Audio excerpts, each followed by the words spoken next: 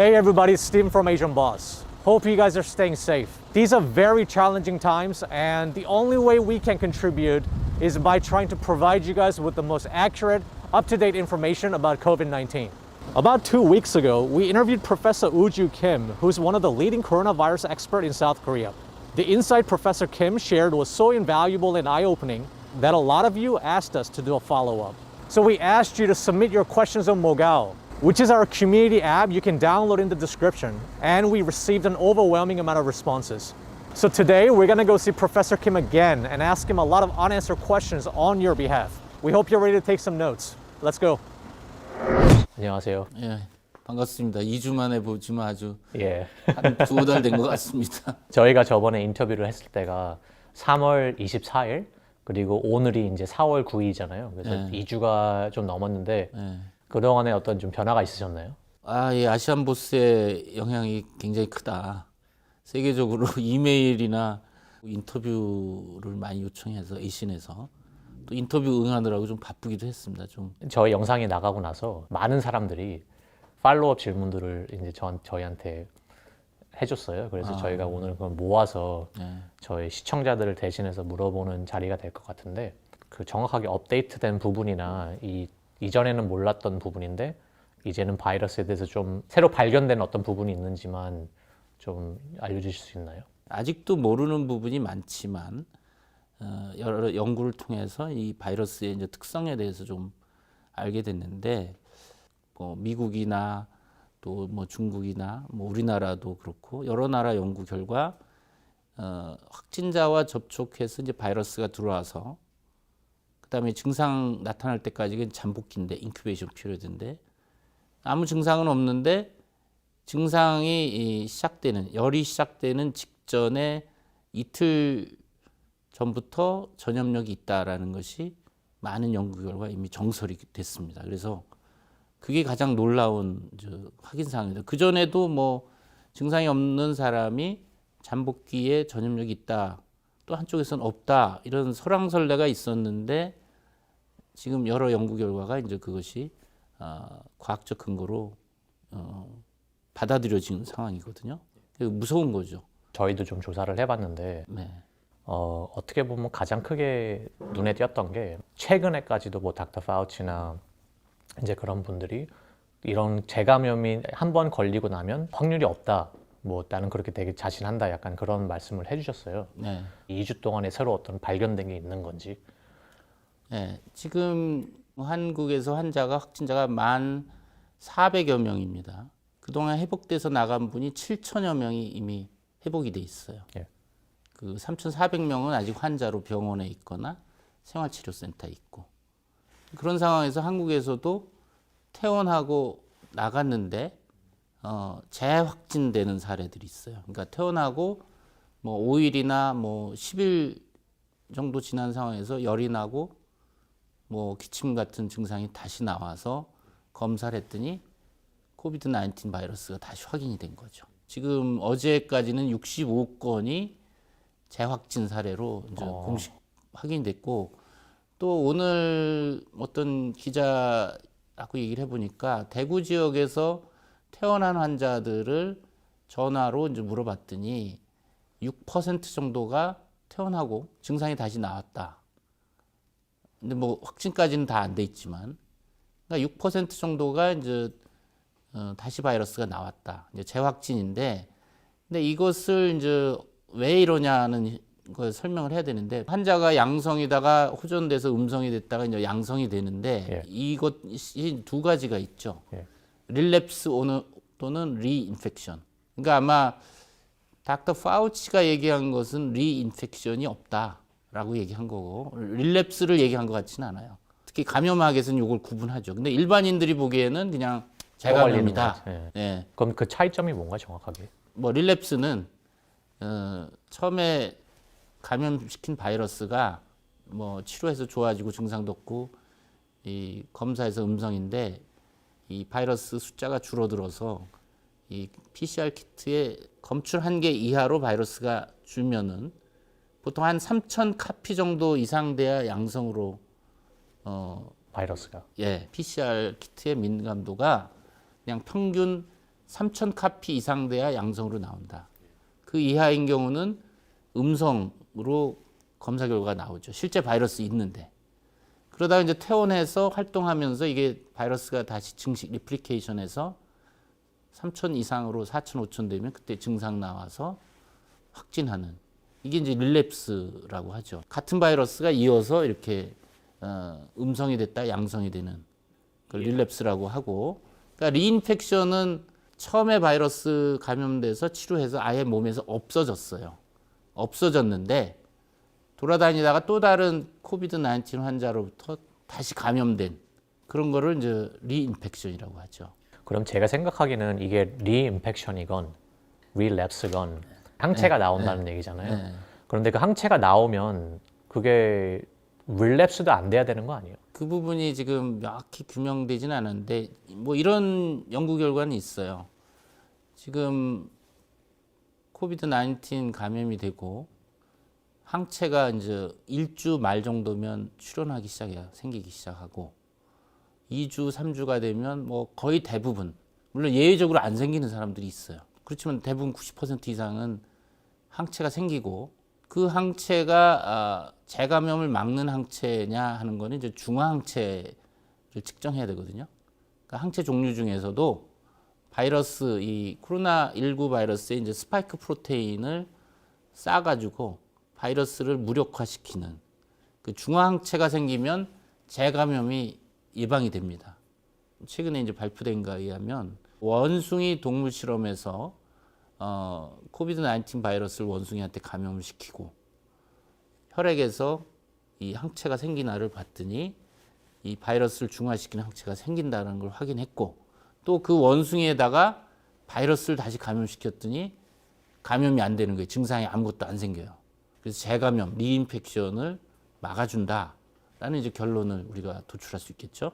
이제 그런 측면에서 이제 파우치가 그 근거로 얘기를 한 것이고, 지금 이제 릴랩스 경우는 바이러스가 숫자가 줄었다가 다시 늘면서 증상이 나오거나 이제 알게 되는데, 이 경우에 이제 메커니즘이 아직은 명확치가 않아요. 그러니까 우리 면역 체계가 싸워서 바이러스를 물리치면 완치가 되는 거고, 바이러스의 공격에 이제 면역 시스템이 패배하면 중증, 위중, 사망으로 가는 거 아니에요?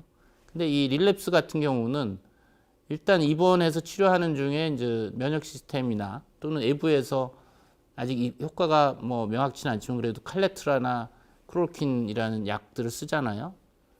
그걸 써서 바이러스가 억제가 됐다가 증상도 좋아지고 PCR에서 음성으로 됐다가 퇴원하면 약을 중단하니까 활동 돌아다니면서 다시 바이러스가 증식해서 다시 양성 증상이 나오는 그런 게 릴랩스라고 지금 생각하고, 뭔가 면역 시스템이 효과적으로 바이러스를 완전히 이라디케이션을 하지 못해서 이런 현상이 나타나는 것이라고 이제 추정을 하죠. 여기서 가장 큰 테이크어웨이는 음성이라고 이게 완전히 없어진 게 아니다. 그렇죠. 이게 어느 순간에 억제를 당하다가 뭐 면역이 다시 약해지거나 네. 그리고 뭐 쓰던 약을 안 쓰면 다시 그렇죠. 릴랩스가 될 수도 있는 네, 거다. 네. 아니면 면역 억제, 스테로이드 같은 걸 또 복용한다. 그럼 면역을 억제하잖아요. 그럼 바이러스 쪽을 손을 들어주는 꼴이 되니까 그런 경우도 다시 바이러스가 증식할 수가 있죠. 이 바이러스가 몸 안에 얼마나 오래 있는 건가요? 예를 들어서 어느 나라에서는 이제 이 죽은 시체를 어떻게 지금 뭐 해야 되는지도 모르는 상황이라서 막 이거를 땅에다 묻어야 된다. 원래 이제 동양권은 매장을 하잖아요. 부패하지 않게 해가지고 이제 장례를 치르는데, 그 사망한 환자들의 특징은 바이러스가 뭐 폐에도 있지만 혈액을 타고 전신에 다 퍼진 상황이거든요. 그러니까 시신을 그대로 만지거나 그러면 감염 우려가 있죠. 그래서 한국은 전부 화장을 합니다. 화장을. 법적으로 화장을 하게 돼 있어요. 근데 그렇게 안 하는 나라들도 지금 많이 있으니까 문화적인 차이 때문일 수도 있고, 그런 나라에서는 이 시체를 얼마 동안 이렇게 놔둬야지 이제 바이러스가 몸에서 사라지나요? 그게 실험이 될 수가 없죠. 밖에 기후, 온도, 습도, 기후 조건을 봐야 되겠지만 우리가 그 환자들 대변에서 뭐 췌장 26일까지 바이러스가 나오는 걸로 봐서는 뭐 그런 상황에는 최장 26일까지도 갈 수 있다는 얘기고, 또 사람이 이제 사망하면 그 안에 세균들이 막 부패를 하거든요, 일찍이. 그러니까 아마 세균이 먼저 바이러스보다 온몸을 부패시키고 썩게 하면 바이러스도 생존할 수가 없죠. 세포 밖에서 안 사니까. 더 일찍 수일 만에 바이러스 죽을 수 있는데, 어쨌든 감염이 되는 거는 감염성이 있기 때문에 화장을 하는 것이 가장 안전하죠. 아니면 화장을 못 하겠다 그러면 그 소독액, 그 바이러스를 죽이는 뭐 소독에 온 시신을 적셔야 된다는 얘기인데, 그럼 또 시신에 대한 훼손이 될 수가 있겠죠. 우리가 2014년 에볼라 때 서부 아프리카 시에라리온 이런 데서도 에볼라 출혈열이 갑자기 확산된 것이 그쪽의 장례 문화거든요. 화장을 안 하고 뭐 시신을 놓고 그 온 가족이 와서 시신에 키스하고 이렇게 몸을 씻어주고 어떤 식 같은 걸 올리니까. 올리잖아요. 그래서 장례 문화가 이제 또 감염병 전파의 한 원인이 됐던 것이죠. 그러면 이제 저번에 저희가 말했던 거랑 조금 이제 다른 부분이 될 수도 있는 게 젊은 사람들, 네. 뭐 20대, 네. 30대가 뭐 사망을 하고 있다 지금. 네. 그런 소식에 들려서 네. 그 부분에 대해서 좀 업데이트를 해주셨으면 이 2주 동안에 새로 어떤 발견된 게 있는 건지. 젊은 사람도 사망할 수가 있어요. 그러니까 우리나라, 한국도 지금 20대의 한 명이 굉장히 위중한 상황이라고. 지금요? 예, 지금. 그게 벌써 일주일 전 얘기인데, 인공호흡기하고 에크모로 치료를 하고 있어서 상당히 위험하다라고 이제 저희도 보고 있는데, 다른 나라에 비해서는 한국이 뭐 의료 시스템이라든지 수준이 높아서인지 아직까지는 20대 사망자는 없고, 그렇긴 하지만 안전하다고만은 할 수가 없죠. 미국이나 뭐 유럽도 그 젊은 사람들이 병이 심해져서 코비드-19에 걸려서 심한 상태에서 늦게 가서 치료받게 되면 위험해질 수가 있는 거죠. 어떤 병이든 일찍 병원에 가서 일찍 치료받으면 회복할 가능성이 높아지는 것이고, 늦게 가면 이미 온몸에 퍼져서 장기 손상이 있는 상태에서 가면은 위험할 수가 있는 것이고, 또 하나는 그 사이토카인 스톰이라고 하는 그 오히려 이제 젊고 건강한 성인 20대들이 병도 없고 면역 시스템 튼튼한데 바이러스하고 몸 안에서 이제 과도하게 그 싸움을 벌이다가 폐렴이 전신에 또 염증으로 퍼지고, 그래서 이제 사망하는. 근데 면역력이 튼튼한 사람이 코비드 19에 걸려서 사망할 수 있다는 건 전혀 인지를 못하고 있었던 거거든요. 지금 자세하게 설명을 좀 해주시면. 그러니까 이해하기 좀 어렵죠. 그 튼튼한 면역 시스템을 갖고 있는 20대 성인에서 왜 바이러스와의 싸움에서 폐퇴해서 중증으로 가고 사망까지 생기는지. 그 기전으로 이제 사이토카인 스톰이라고 하는 기전이 있습니다. 이거는 뭐 새로운 개념은 아닙니다. 뭐 1997년 H5N1 에비안 플루가 홍콩에서 18명이 감염돼서 6명이 사망하는, 다 건강한 사람들이었죠.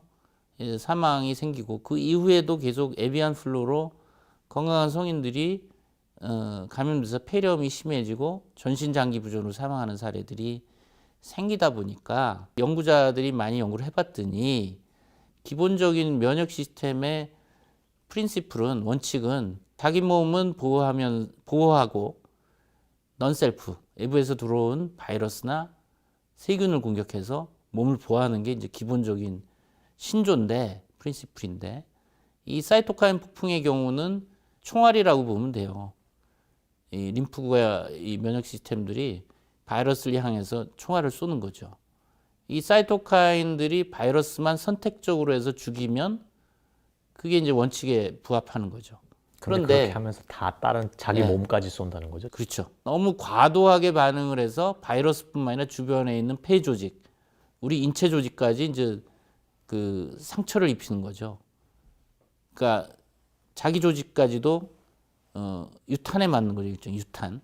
그러니까 구분을 못하는 거네요. 구분을 못하는 거죠. 막 공격하다 보면. 약간 그런 그 오토 이뮨 디지즈랑 똑같다고 보면 그렇다고 볼 수 있죠. 자기를 셀프를 공격하니까. 그러니까 어떻게 보면 젊은 사람들이 활동력이 너무 과도해가지고 너무 오버한다는 얘기가 있잖아요. 여기까지만 해야 되는데 너무 심하게 하다 보면 이제 부작용이 나는 일종의 그런 상황이죠. 그러면 그런 케이스들이 좀 미리 알 수 있나요? 그건 진짜 예측을 못 하는 건가요? 그런 건? 예측을 할 수가 없습니다. 현재로서는. 그러니까 사이토카인 스톰이 생겨서 더 중증으로 사망에 이를 만한 어떤 마커가 아니면 리스크 팩터가 명확히 밝혀진 게 없어요. 그러니까 이게 종잡을 수 없는 거죠. 대응하는데. 그래서 이 코비드 19 바이러스가 진짜 제가 여러 바이러스 겪었지만 아주 영악한 바이러스 중에 하나임에 틀림없다. 저희가 이제 많은 질문을 사람들한테 모아봤잖아요. 그래서 이제 교수님한테 사람들이 궁금해하는 거를 지금 이제 좀 랜덤하게 제가 던질 수도 있는데 혈액형에 따라서 또 뭐 O형은 바이러스가 뭐 덜 감염이 되고 뭐 A형은 더 감염될 확률이 높고 그렇게 했다고 들었는데 그게 사실인가요? 중국에서 나온 논문인데 그냥 우한시에 코비드 19 환자를 봤더니 그 프로포션이 비율이 A형이 많고 B형이 적더라. 일반인에 비해서. 그래서 A형이 코비드 19에 더 잘 걸리고 O형이 덜 걸리는 게 아니냐, 프로텍티브한 거 아니냐라는 추정을 한 것뿐이지. 그게 결정적인 데이터는 아니에요. 그러니까 지금 보면은 다들 힘들지만 이 과학자들은 지금 신났어요. 한쪽에서는. 정식 논문 피어 리뷰 아티클에 실리기 전에 미리 그 온라인에 올리는 사이트가 있어요. 거기에 논문들이 하루에도 뭐 수십 편씩 올라와요. 일종의 이제 논문 팬데믹이라고 저는 얘기를 하는데. 근데 그거는 피어 리뷰가 안 됐기 때문에. 피어 리뷰가 안 됐고 이제 올랐는데 또 거기에 이제 기자들이 또 기사를 쓰는 팬데믹이 있어요. 그걸 보고서 아직 검증 안 된 뉴스들이 막 양산되다 보니까 요 며칠 전에는 호주의 뭐 박사가 이버맥틴 기생충 약이 코비드 19 바이러스 시험관에서 빨리 죽이더라. 그런 논문이 나오니까 그 마치 그 특효약인 것처럼. 사실은 그건 시험관에서 그냥 비교한 것이고 그게 실제 코비드 19 환자 투여해서 의약 대비, 플러스 대비 사망률도 낮추고 효과가 있다를 검증이 안 된 거거든요. 저번에 말씀하시 주시기에는 이제 피부로는 이 리셉터가 없기 때문에 이게 못 들어간다고 하셨잖아요, 바이러스가. 그렇죠. 근데 예를 들어서 뭐 상처가 있거나 피가 나오거나 그러면은 이제 바이러스가 들어갈 수 있는 건가요? 그런 사례는 없는데 그냥 뭐 추정하건대 피부에 상처가 났어요. 피가 나. 그럼 여기 혈관이 노출이 된 거잖아요. 여기 바이러스가 묻었다. 이 혈관 이런 데는 또 리셉터가 있어요. 가능성이 굉장히 낮지만 이론상은 감염될 수는 있겠죠. 그러니까 이럴 때 이제 에탄올이나 소독제로 소독하고 밴데이를 붙이면 되겠죠. 이게 노출이 안 되게. 그러면 이제 사람이 다른 동물한테 최근에는 사람들이 뭐 반려견도 이제 많이 키우고 뭐 최근에는 뭐 동물원에서 호랑이가 감염된다고. 예, 그렇죠. 근데 이게 사람에서 다른 동물로도 이제 이게 바이러스가 감염될 수 있는 건가요? 지금 저 홍콩에서 워낙에 포메라니안이 감염돼서 죽었죠. 최근에 이제 고양이에서도 감염 사례가 나왔고, 왜냐면 우리 컴패니언 애니멀이 도그나 캣이잖아요. 사람 코비드 19 걸린 주인하고 굉장히 밀접한 접촉을 하니까 고양이에서도 이제 발생 사례가 있고 뉴욕에서는 호랑이에서도 지금 감염 사례가 있죠. 왜냐하면 같은 포유류니까. 뭐 인플루엔자의 경우도 사람이 인플루엔자 걸리면 그 강아지도 컴패니언 독도 걸릴 수가 있어요. 아, 그럼 바이러스 이런 사례가 이미 있었던 있죠. 건가요? 예, 있었죠. 에비안 플루 같은 경우도 닭과 오리 농장에서 크게 유행을 했잖아요. 근데 거기서 이제 이 죽은 폐사된 H5N1 조류인플루엔자로 폐사된 닭을 그 집에서 키우던 개가 먹고서 감염된 사례도 있고, 미국에서는 스와인 페어라고 그 이제 동네 축제로 이제 애기 돼지들 달리기 하고 애들이 같이 뒹굴고 하는 스와인 페어가 이제 동네마다 있다라고 합니다. 예전에 거기서 이제 스와인 플루에 걸린 아이들이 이제 다수 생긴 적이 있었죠. 어떻게 보면 과학적으로는 그 놀랄 현상은 아니네요. 왜냐하면 이게 그렇죠. 동물의 사람으로 네. 옮겼다가 네. 또 사람에서 동물로 옮겨가고. 그러니까 이게 이제 무서운 부분이죠. 그러면 저희가 궁금한 거는 왜 코비드 19만 이렇게 지금 문제를 일으키고 있나요? 왜냐하면 저번에 말씀하셨던 사스나 메르스나 다 그냥 빨리 없어졌잖아요. 전파력이 메르스는 낮아요. 왜 낮은 거예요? 메르스코비 바이러스는 DPP4라는 리셉터가 있어요. 이 바이러스가 있고 호흡기 점막 세포에 리셉터가 이렇게 딱 맞아야 이제 침투가 되는 거거든요. DPP4라는 리셉터가 있는데 그게 이제 메르스 같은 경우는 우리가 이제 코나 목이나 기관지에서 이렇게 쭉 나뭇가지처럼 연결돼 있는데 이 DPP4라는 리셉터는 상기도 위에보다는 이 폐에 깊숙한 데 많아요. 상기도에 많으면 전염력이 빨라요. 왜냐하면 우리가 들이쉬면은 이 상기도에 리셉터가 있으면 즉시 감염이 돼서 많은 양의 바이러스가 이제 밖으로 나오고 전파력이 빠르죠.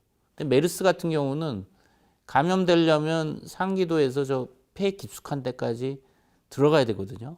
더 많은 바이러스를 깊숙하게 흡입을 해야 그 폐에 염증이 생기고 대신 저 메르스는 전염력은 떨어지지만 폐에 리셉터가 DPP 리셉터가 많다 보니까 일단 발생하면 중증 폐렴으로 가고 사망률이 이제 지금 중동에서는 35%죠.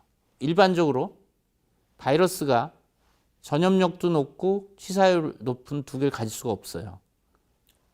일종의 트레이드 오프가 되는 거죠. 그러니까 에볼라 같은 경우는 치사율이 70 내지 90% 엄청 높잖아요. 근데 전염력은 떨어져요. 지금 이제 메르스도 치사율이 35%인데 치사율이 높죠? 전염력은 떨어져요, 상대적으로. 에비안 플루 또 치사율이 한 50 내지 60%인데 전염력은 떨어져요. 코비드 19 같은 경우 이제 나라마다 치사율은 다르지만 그냥 인제너럴 일반적으로 2 내지 4% 정도란 말이에요. 그럼 이렇게 해석해봐도 될까요? 걸린 사람들이 전염을 시키기도 전에 빨리 죽어버리니까 에볼라 같은 경우가 그렇죠. 예, 전염 시킬 시간도 없이 그냥 없죠. 먼저 죽어버리니까 그래서 그 치사율이 높으면 이제 그렇죠. 감염이 덜 되는. 너무 아프니까 움직일 틈이 없죠.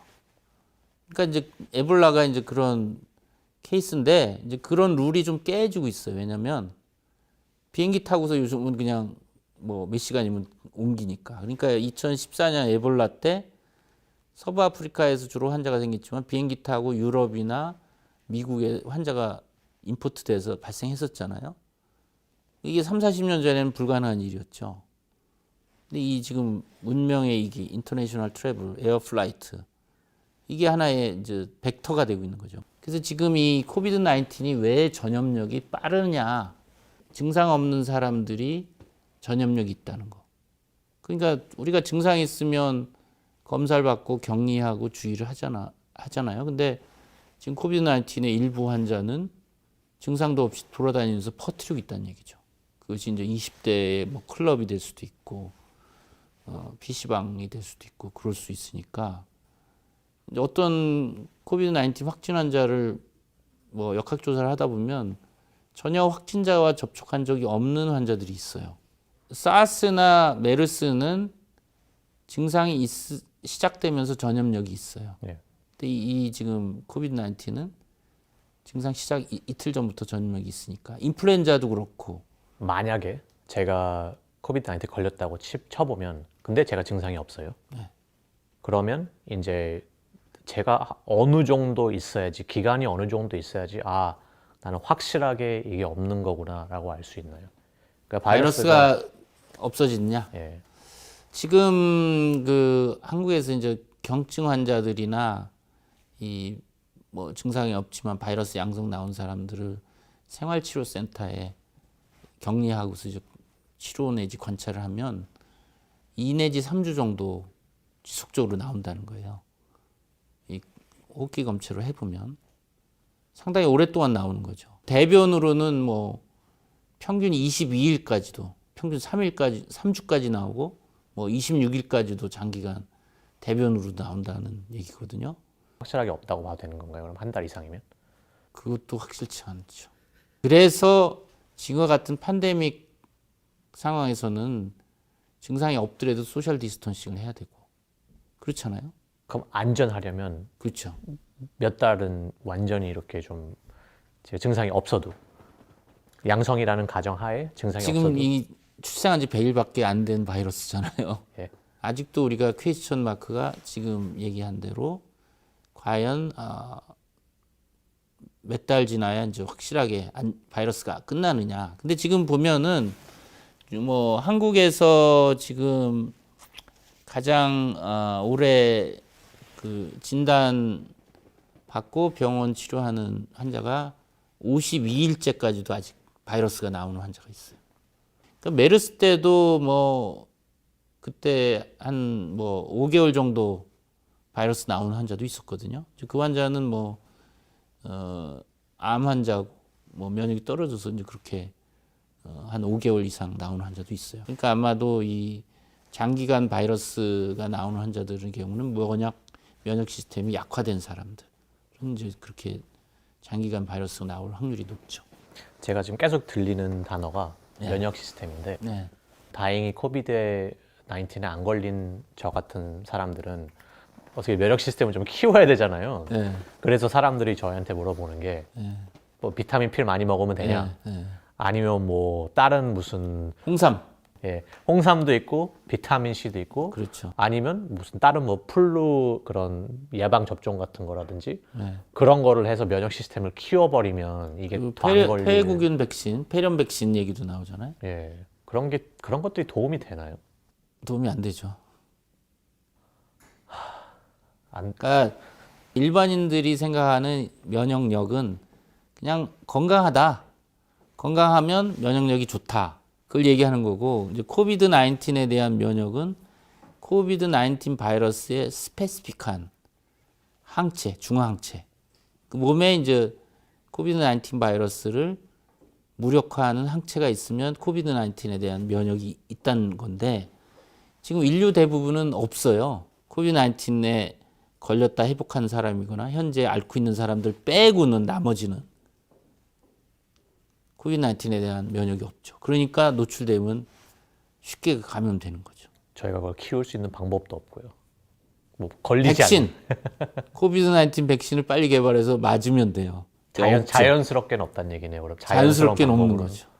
그런 면역이 아주 스페시픽한 면역력이 있어야 되는 건데 그거는 걸리지 않거나 백신을 맞지 않는 이상은 근데 방법이 하나 있어요. 손 씻기 열심히 하고 마스크 쓰고. 마스크를 이야기를 지금 하셨으니까 이제 제가 마스크 얘기를 안 꺼낼 수가 없는데 교수님이 지금 저번에 저랑 했던 인터뷰 영상이 글로벌하게 이렇게 바이럴이 됐던 이유 중에 하나가 교수님이 이제 마스크에 대해서 이 마스크가 얼마나 중요한지 좀 인지를 시켜주셨잖아요. 네. 그 뒤로 이제 제가 알기로는 CDC 또 미국 서전 제너럴 그리고 WHO의 가이드라인이 바뀐 걸로 알고 있어요. 그렇죠. 그래서 교수님은 거기에 대해서 어떻게 생각하시나요? 지금 WHO 가이드라인이 바뀌었다는 소식은 직접 못 들었고 미국 CDC가 이제 마스크를 일반 제너럴 퍼블릭에 레코멘드 했다. 미국의 이제 서전 제너럴 제롬 아담스가 그 첫 마스크 만드는 방법도 시범을 동영상 보이고 직접 착용하고 권고하는 걸 보고서 깜짝 놀랐어요. 무엇이 저렇게 변화를 일으켰나. 뭐 교수님이 그렇게 아니 뭐 이제 아시안 보스의 영향력이 이렇게 세계적으로 크구나. 그런데 첫 마스크라는 게 얼마나 효과가 있다고 생각을 하시나요? 일단 이론상으로는 우리가 코비드 19이 주로 비말, 오마이크론보다 큰 물방울이 기침 재택이 튀면서 이렇게 마스크를 통해서 이제 마스크가 프로텍션 하는 건데 저는 이제 그걸 투과할 수가 있죠. 그래서 이 아무래도 안 쓰는 것보다는 첫 마스크 쓰는 게 이제 보호 효과는 있는데 우리가 권고하는 보건용 마스크보다는 떨어지겠죠. 왜냐하면 첫 마스크의 이 그 어떤 격자라는 구멍이 이제 5마이크론 이상의 그걸 저 충분히 프로텍션 못할 거고 또 플루이드 레지스턴스가 하지는 않잖아요. 축축하게 적셔지잖아요. 그리고 또 저번에 말씀하셨던 것 같이 드러플렛이 5 마이크론보다 더 작아질 수도 있잖아요. 이제 에어로졸 공기를- 같은 경우는 이제 예, 그럴 수가 있죠. 그럼 이제 그건 천에 전혀 도움이 안 그렇죠. 되는 도움이 거죠. 안 돼. 떨어지죠. 이 프로텍션 에피션시가 떨어지는 건 사실이죠. 그렇지만 천 마스크 없이 맨 얼굴에 그냥 직접 코나 입에 점막으로 쏘이는 것보다는 막아주는 기능은 분명히 있는 것이고 그러니까 없는 것보다 낫다. 없는 것보다는 낫다. 저희가 지금 쓰는 KF94 같은 거는 예. 지금 길거리에서 거의 모든 한국 사람들이 다 차고 다니는 거잖아요. 예. 그런데 제가 알기로는 그게 이제 0.3 마이크론 0.3 마이크론은 이제 94% 이상. 이제 프로텍션 거의 하는 거죠. N95랑 그렇죠. 95랑 거의 예, 똑같은 그렇죠. 거라고 하니까 그건 정말 프로텍션이 완벽한 거고 그렇죠. 없으면 천이라도 해라. 그렇죠. 예. 천 마스크 있잖아요. 아니면 그냥 일반 저희가 쓰는 지금 뭐 KF94 마스크 같은 것도 빨아서 다시 쓴다거나 그래도 좀 효과가 있을까요? 한국에서도 어떤 방송국에서 그 KF80 마스크를 재활용해 가지고 뭐 소독해서 그 성능을 검사를 했더니 3분의 1 정도 그 기능이 떨어지다는 거예요. 그러니까 전체보다 한 30% 이상 그 프로텍션 방어 성능이 떨어지는 걸 이제 검증을 했어요. 그리고 그 바이러스가 그 온도 아니면 습도 그 이상의 뭐 더 차이 받는 게 있나요? 왜냐면 아직도 저는 감을 잡을 수가 없는 게 나무나 뭐 전화 그 스크린이나 아니면 옷이나 그 바이러스가 다 사는 그 기간이 다 다르잖아요. 그래서 그게 어떤 요소 때문에 그렇게 달라지는 건지 그냥 그게 온도 습도 차이인지 아니면 그 이외에 딴 게 또 뭐 있는지 그게 궁금하거든요. 표면의 그 성질, 그러니까 이런 나무 탁자나 스테인레스 스틸이나 이 딱딱한 표면은 또 바이러스가 오래 생존하지만 이 패브릭 또 종이 이런 데서는 바이러스가 일찍 사멸하죠. 이게 아마 흡수가 되니까 빨리 건조가 되겠죠. 어떻게 보면. 근데 이제 이런 딱딱한 표면에서는 이 드라플렛가 그 자체로 이렇게 흡수가 안 되고 이제 있다 보니까 더 오래 서바이브하는 생존하는 그런 특성을 갖는다. 그럼 전화도 마찬가지겠네요. 딱딱하니까. 그렇죠. 예. 이제는 그 마스크 다음으로 중요한 큐어 같은 경우는 지금 이게 말이 굉장히 많거든요. 최근에 이제 트럼프 대통령께서 하이드록시 클로로퀸을 이제 적극적으로 권유를 게임 좀 체인저다. 예. 뭐 이럴 게 뭐냐? 클로로퀸하고 하이드록시 클로로퀸의 차이점이 뭐고 그냥 이렇게 막 써도 되는 건지 아니면 이게 지금 검증이 된 건지 그게 좀 궁금한 거 하거든요. 요 말라리아 치료제 클로로퀸이 이제 인체에 들어가서 이제 말라리아를 치료하는데 이 클로로킨 포스페이트라는 제품이 있고 하이드록시 클로로킨이라는 제품이 있어요. 근데 이게 몸에 들어가면 그냥 클로로킨으로 작동을 하는 거예요.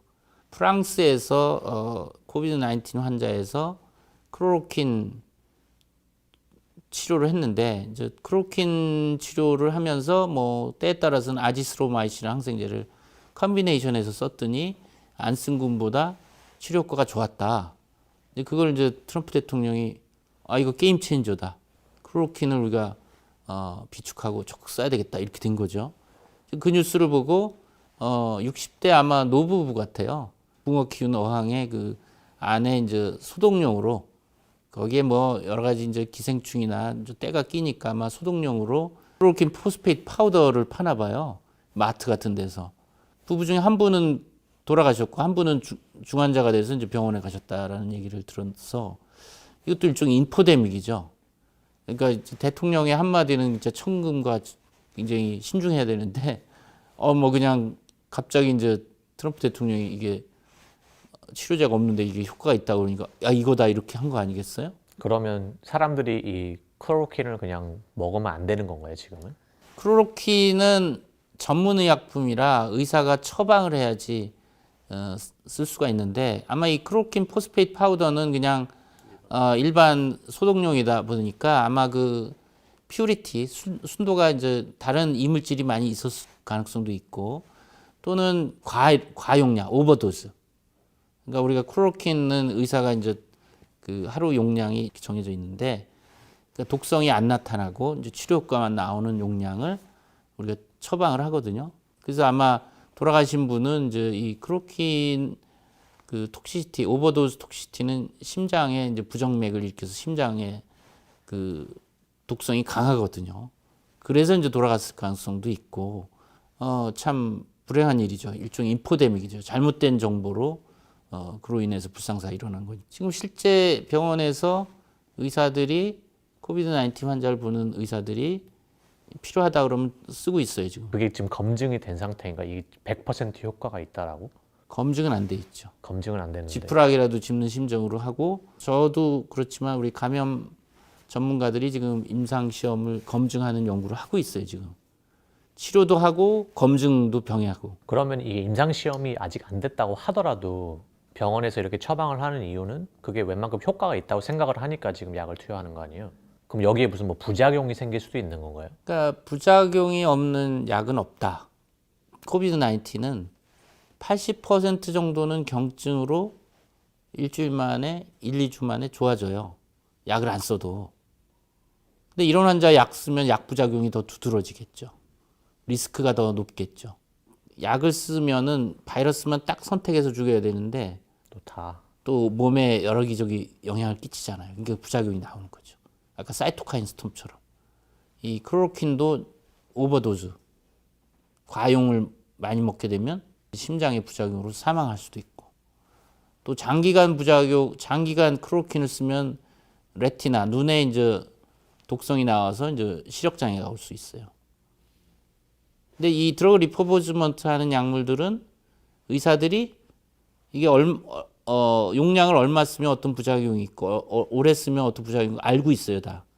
그럼 제가 지금 이해한 거로는 어떻게 해서라든지 이제 중환자들을 살리기 위해서 지푸라기 잡는 심정으로 이걸 쓰고 있는 거고, 그렇죠. 이거는 그냥 일반 사람들한테 이거 효과 되니까 그냥 막 써라 그렇게 말하는 건죠. 그건 부작용만 있는 거죠. 하이드록시클로로킨은 OTC가 아니다. 오버 더 카운터 드럭이 아니다. 이거는 의사 처방이 필요한 약이다. 그러니까 일반인들이 주의할 거는 인터넷으로 하이드록시클로로킨을 살 수가 있는데, 그것이 이제 실제 하이드록시클로로킨이 아닐 수도 있고, 그게 뭐 FDA나 이렇게 퀄리티 컨트롤이 안 된 거니까. 막 섞여 있을 수도 그렇죠. 있고. 위험하죠. 그리고 일반인들이 의사 처방 없이 그 복용하는 것도 위험하고, 이게 예방이 될 것 같으니까 먹고서 돌아다닌다. 이런 거 다 위험한 거죠. 하이드록시클로로킨이라는 거를 먹는 순간에 이 몸 안에서 이게 어떤 작용을 하나요? 바이러스가 우리 인체 세포를 들어가서 증식하고 이런 과정 중에서 이 바이러스를 이제 잡아먹는 세포들이 있단 말이죠. 뭐 그 탐식 세포나 뭐 백혈구들이, 그럼 잡아먹을 때 라이소솜이라는 게 형성이 되는데 그 안에를 알칼리로 만들어요. 엑시드 상황에서 이게 이제 바이러스가 침투해서 인체 세포를 공격하고 증식하기 딱 좋은데, 엑시드 산성을 알칼리화로 바꿔버려요. 그럼 얘가 바이러스가 더 침투를 못하게 되죠. 그게 이제 주 항바이러스 효과 기전이라고 얘기를 해요. 임상 실험이 다 끝나서 완벽하게 어프로브 될 때까지 이 시간을 어떻게 보고 계시나요, 지금? 그런 검증을 하는데 대충 그런 어떤 타임 프레임이 있나요? 제 게싱은 한 3, 4개월 내에 이걸 빨리 등록을 해서 빨리 뭔가 결론을 얻는 게 좋지 않을까. 우리 연구팀도 시클레소나이드라고 하는 거를 시작을 했습니다. 그리고 몇 가지 또 검토 중인데, 동시에 여러 가지를 해봐야겠죠. 왜냐하면 하이드록시클로로킨이 꼭 효과로 있다라고 나올 근거는 없잖아요. 추정뿐이지. 물론 이제 프랑스에서 소규모 환자에서 효과가 있다라고 해서 조금 더 우리가 긍정적으로 보고 있고, 여러 가지를 지금 캔디데이트한 드러그 리퍼버먼트 캔디데이트 약물들을 시작도 했고 이제 지금 준비도 하고 있는 상황이죠. 이 바이러스가 인류한테 미치는 영향 이 정도로 본 적이 없거든요, 지금까지. 이 코비드 19 정도의 규모의 바이러스가 앞으로 몇 년 안으로 이렇게 돌아올 거라고 생각을 하시나요? 2003년 사스, 2009년 신종 인플루엔자, 6년이죠. 2015년 대한민국에서 머스코비, 6년 뒤에 머스코비 왔잖아요. 지금 2019년, 2020년, 5년 뒤에 지금 코로나19 왔잖아요. 6년, 5년. 주기가 짧아지고 있는 거예요. 더 일찍 올 거예요, 제가 보기에는. 과거에는 2, 3년에 하나가 나타나는데 한 해에 2, 3개가 나타나요, 신종감염병이. 이거는 워낙 임팩트 커서 이걸만 기억하지만 뭐 남미의 뭐 지칸이 뭐 치kun구냐니 뭐 니파니 신종감염병이 발생하고 있어요. 팬데믹이 안 돼서 우리가 감지를 못하고 있는 거지. 아, 이거는 좀 제가 2009년 신종인플루엔자 팬데믹 겪고 예. 제 생에 이런 건 더 안 올 거라고 괜찮겠지 했어요. 2015년 메르스 왔을 때 쇼킹했죠. 메르스 겪고 나서 2번 다시 이건 안 오겠다. 지금 5년 뒤에 왔잖아요. 더 큰 게. 제가 메르스 때도 뭐 굉장히 고생을 많이 했는데 래피드 리스폰스 팀장이라든지 정부 가서 어그레시브하게 해서 2달 동안 아주 죽는 줄 알았는데 지금에 와서 코로나19를 지금 3개월 정도 겪고 나니까 머스코비는 난쟁이에요. 왜소해 보여. 그때는 굵고 짧게 그냥 그 해오리 바람 토네이도처럼 뭐 정신없이 하고서 끝났죠. 근데 지금 이거는 장기전이에요. 아직 끝이 출구가 언제인지 몰라요. 이게 왜 이렇게 생기는 거예요? 그럼 왜 이거 처음부터 다시 시작해야 돼요. 한 시간을. 신종감염병에 대한 특집을 따로 해야 되는데 신종감염병이 왜 이렇게 주기적으로 더 인터벌이 짧아지면서 임팩트는 더 커지느냐. 제가 저번에 이제 인터뷰를 했을 때도 많은 사람들이 왜 마스크를 안 쓰냐 이렇게 가까운데 제가 만약에 교수님을 한테 이걸 감염을 시키면 어떡하냐 걱정을 하더라고요. 네. 그래서 제가 이거 문진 박구성 이렇게 들어왔다고 여기 스티커까지 인증. 괜찮으신 거죠? 이렇게 말을 해도. 괜찮죠. 예. 뭐. 예. 저도 극도로 조심합니다. 제가 감염되면 이게 얼마나 큰 창피해요. 그러니까 밖에 잘 안 돌아다니고 그야말로 이제 병원과 집과 또 소셜 디스턴싱을 잘 지키고 있죠. 예. 그래서 다음에 또 귀한 시간 내주시면 저희가 전 세계를 약간 교육시키는 목적으로 좀 희망적인 메시지를 다음엔 줄 수 있으면 좋겠어요. 저도 지금은 좀 경각심을 갖고 긴장을 해야 될 때이기 때문에 그래서 좋은 소식이 있으면 아시안 보스를 통해서 좀 나쁜 소식이 아니라 좋은 소식을 좀 전하는 그런 기회가 됐으면 좋겠네요. 예. 수고 많으셨습니다. 네, 수고했습니다. 예, 감사합니다. 네.